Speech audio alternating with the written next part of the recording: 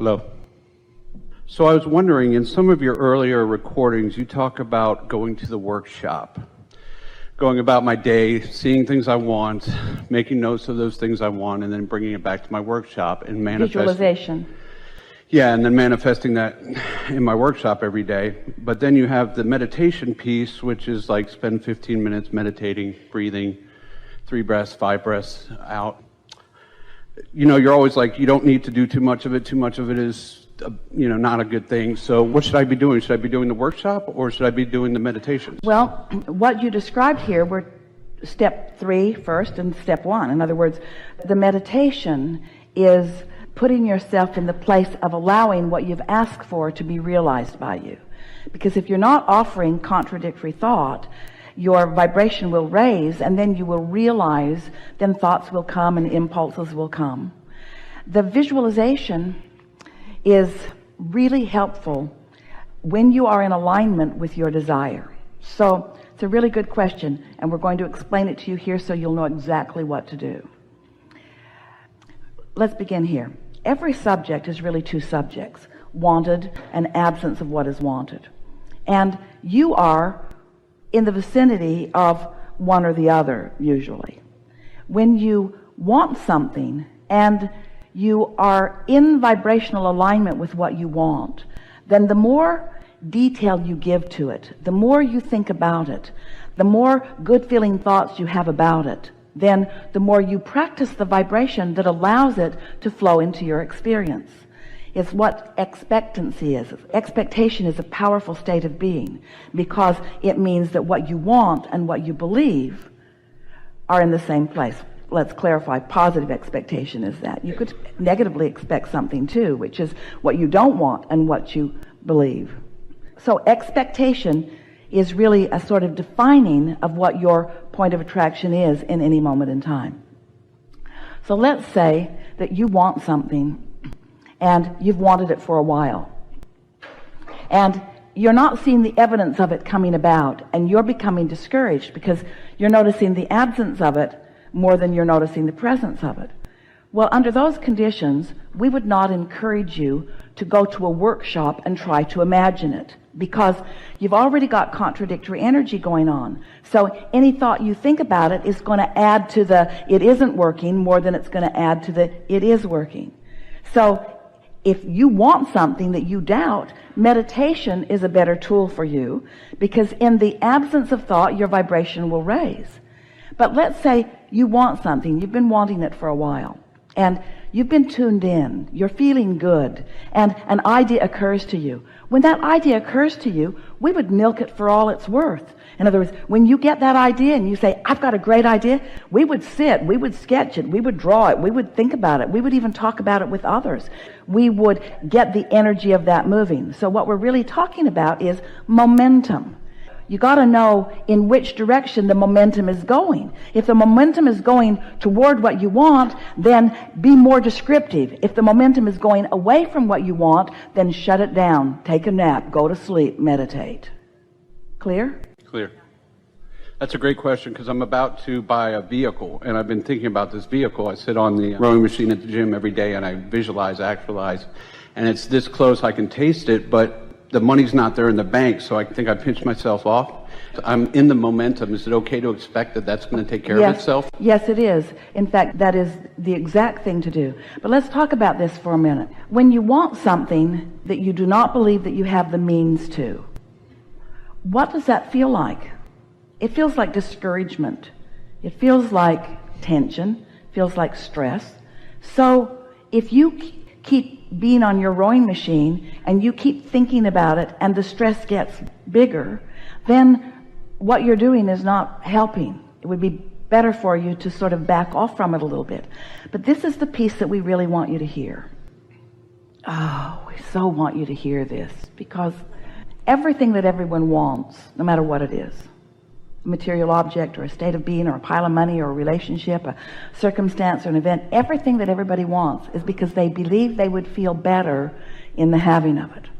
So we don't want the full manifestation of that vehicle to be necessary in order for you to feel good. Now we know when you get it, you're going to really feel happy. But we want that happiness to just feel like the next logical step, not bouncing off the wall, oh, a miracle has happened. Can you feel what we're getting at? Mm-hmm. So, do you believe that what we said about sifting and sorting, you said you've been thinking about this for a long while. Every time you drive a vehicle that doesn't please you, you launch part of one that does. Every time something is not wanted, what is wanted goes into this vibrational reality. So do you believe that there is a vibrational version already in existence? You and that new vehicle already in existence. Not very satisfying because you can't drive it yet, but do you accept that there is a vibrational reality already there? Absolutely. So, since you accept that there is a vibrational reality already there, then a source is there with you, with it. In other words, it's a vibrational reality that already exists.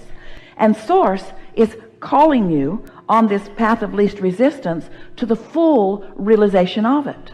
So, what's the first thing that's going to happen? Ideas about it, your clarification about it, the emotion about it. And when that emotion that you feel about it feels exciting, when it is exhilarating to you to think about it, that means that the manifestation is well underway, because it's a very short distance from that vibrational state of being where you're joyful, even in the absence of it. It feels in almost immediately under those conditions. But most people don't allow themselves to be in that joyful state unless it has already happened. In other words, they want to see it before they feel like this. So that brings us to the most important discussion that we will ever have with any of you, which is unconditional joy, unconditional positive expectation, unconditional. The vehicle isn't there yet, but the joy about it is. Because when the joy about something is there, it has to morph into the full realization of it. It is illogical. It cannot not be. But you can't be discouraged and go there. You can't be disappointed and get there. You see what we're talking about? Mm-hmm. You got to find the vibration first. Now we know there are so many things that you do relative to your action. And so it feels like, well, if I could just work more, if I could just make more money, if I could just find some way. And yes, we're not saying that all of those things won't be part of the process that will bring you to what you're wanting. We're just saying you can't get there from discouragement, but you can get there from joy. So the answer to your question is, if it turns you on and lights you up to think about it, then do all of that you can. But do it for the lighting up, not because you need the vehicle. That's the piece that we so much want you to hear. If you're imagining it and feeling good, that's success. But so often you say, you have this ulterior motive. Okay, I'll do that so that I can get that. And if that's the motive, then since you haven't got that, then this gets old.